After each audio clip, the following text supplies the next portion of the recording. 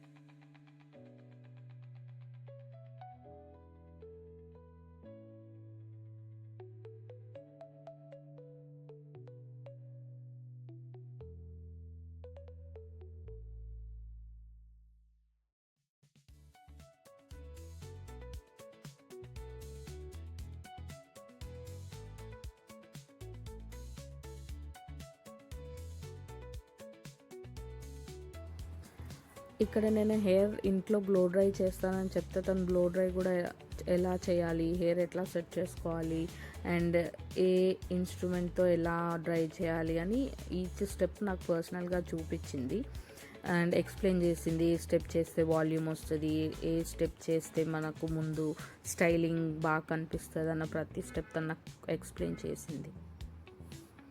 And ఇక్కడ volume అంతా తక్కువ ఉన్నా కూడా తను 2-3 సెక్షన్స్లో హెయిర్ ఫినిష్ చేయకుండా ఆల్మోస్ట్ ఒక 10-11 సెక్షన్స్ చేసింది నా హెయిర్. అంత ఓపిక్గా అంత తక్కువ వాల్యూమ్ హెయిర్ తీసుకొని తను నా హెయిర్ సెట్ చేసింది ఆ రోజు.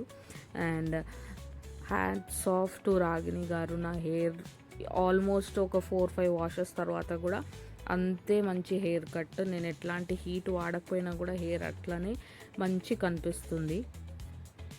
Thank you so much Ragini garu. And billing అప్పుడు కూడా వాళ్ళ దగ్గర హెయిర్ కట్ ఆల్మోస్ట్ 1100 అట్లా ఉంది. బట్ నా బడ్జెట్ 800 అని పద్మ గారితో మాట్లాడాను. దెన్ పద్మ గారు దాన్ని తగ్గించి 950కి అలా సెట్ చేశారు. For 950 I had a very good hair cut at studio 11 Manikonda.